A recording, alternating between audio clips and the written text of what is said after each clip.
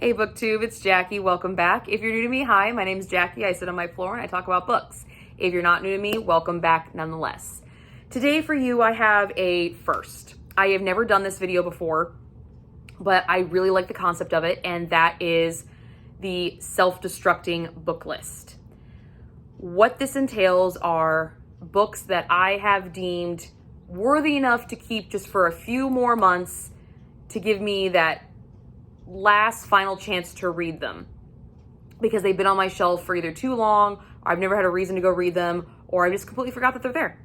And I went through some books to unhaul because I need some more space on my shelves, and I picked these out that I couldn't quite let go just yet. But I know I haven't read them for quite a long time, had no desire to read them, and so I need to either put up or shut up. I need to read it or get it out of my house.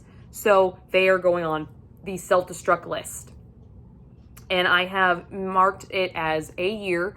And as of filming, the last holiday that just passed was St. Patrick's Day. So I'm using St. Patrick's Day in 2023 as my cutoff. And I've got 8 books here. So we're just gonna go through them. I don't know a lot about the synopses because, like I said, I bought these books a long time ago. Actually, every single one of these books is 5+ years old on my shelf alone. So yeah, it's time to put up or shut up with these books.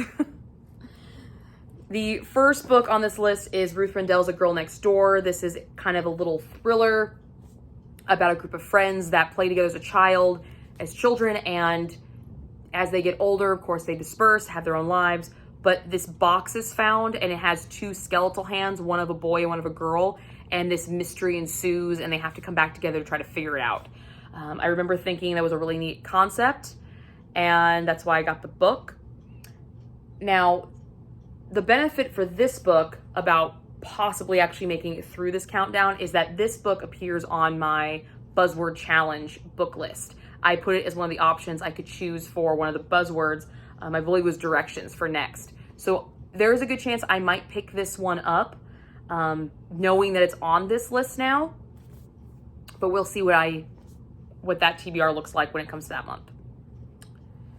The next book is another thriller, and it reminded me a lot of 2 movies that I really enjoy, which is Stonehurst Asylums and Shutter Island, and that is The Painted Bridge by Wendy Wallace. This is kind of like a psychological thriller, and I really enjoy the synopsis of this when I read it, because it reminded me so much of those movies, and I was such a big fan of those movies that's why I picked it up. But I've never gone to pick it up.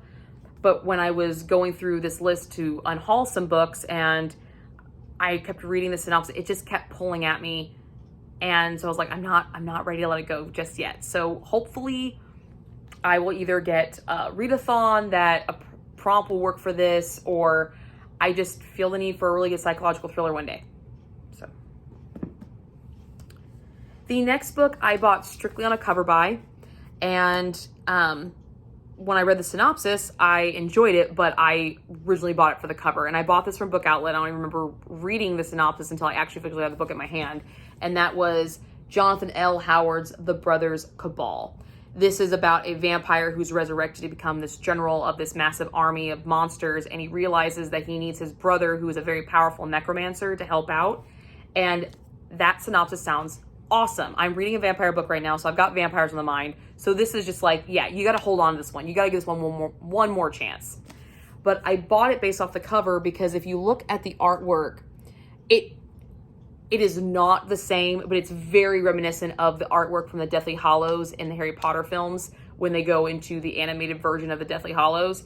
And that is what I remember seeing. And I'm like, oh, that's so cool. And that's why I got it. I know it has nothing to do with Harry Potter, but it was very reminiscent of it. So I wanted to give it a try. This next book is kind of a beloved one on BookTube. It was a while ago, so please don't come for me if you really like this book. And that is Patrick Ness's The Crane Wife. This also appears on my buzzword challenge list as an option for, I believe, the animal buzzword. So I bought this book because it was hyped, and that's one reason why I got it. But essentially, it's about American living in London, and he's divorced, his life kind of sucks, and then one day he sees a crane kind of fall from the sky with an arrow in it, and he pulls the arrow out, and the next day his whole life is just like changed for the better. He meets people, he's happier. So it's kind of like a story of like redemption and second chances. At least that's what I kind of get from it. And it is a very beloved book on BookTube, so that's another reason why I kept it on this list, the buzzword, and then the fact that so many people have said very positive things about this book. I just have never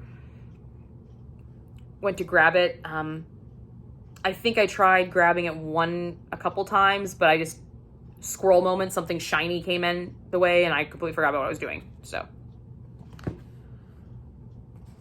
this next book is Lindsay Faye's Gods of Gotham, and this actually appeared on my buzzword challenge list for the month of March for a location, and I chose another book in place of it.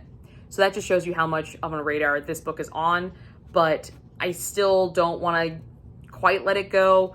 It is about a police officer that encounters a little girl who's covered in blood, and turns out there's this like mass grave and this murder on the loose, and there's this anti-Irish sentiment in the city of New York at the time.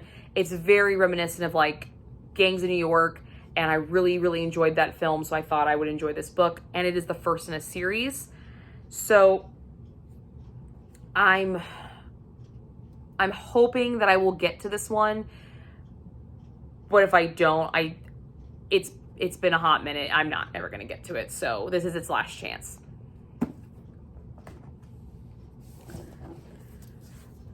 Next book I have is The Revenant by Michael Punt, a novel of revenge. And this is about Hugh Glass, the frontiersman who was attacked by a bear and survived crossing the frontier to gain revenge on the two people that were left to take care of him. That just said, F you, have a nice day, we're out.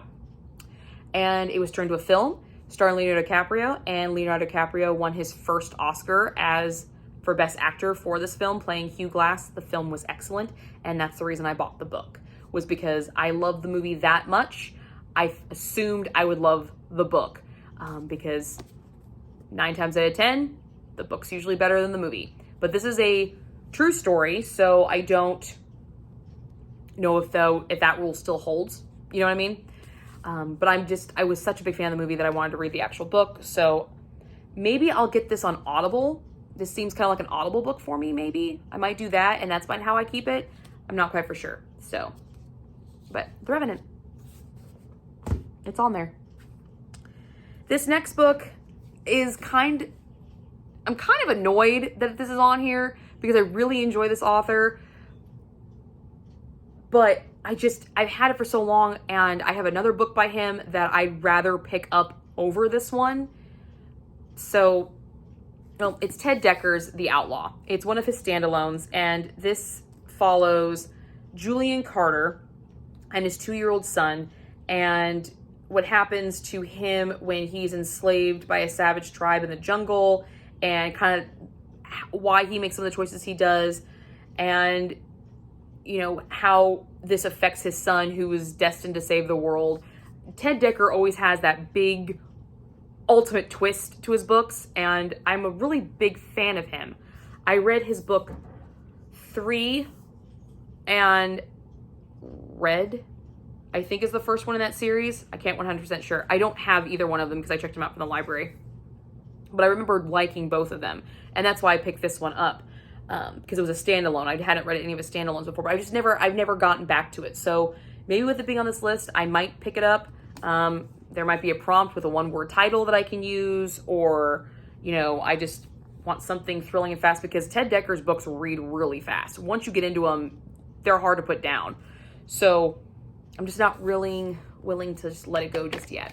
So one more shot for this one. And the last book on this list is a book that I actually have picked up, had every intention of reading, and then something came up and I ended up reading something else. And that's happened multiple times with this book. So it's on this list. If I don't read it, I gotta get rid of it. And that is The Suicide Exhibition by Justin Richards. This is the Never War Book 1.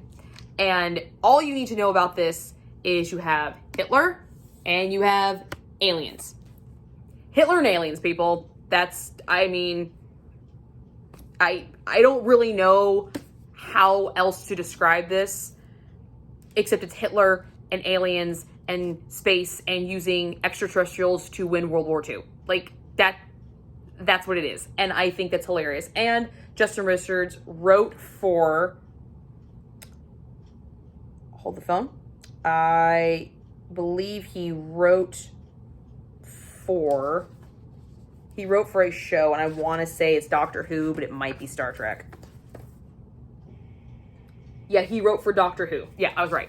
He wrote for Doctor Who, and I'm a big Doctor Who fan, so I'm hoping that I will like this if I ever go to pick it up, but I just need to actually pick it up. So it's on this list, and if it doesn't get picked up, then it's going out the door next St. Patrick's Day. So that's what I got for you guys today. That's my self-destructing book list. My cutoff is St. Patrick's Day of 2023.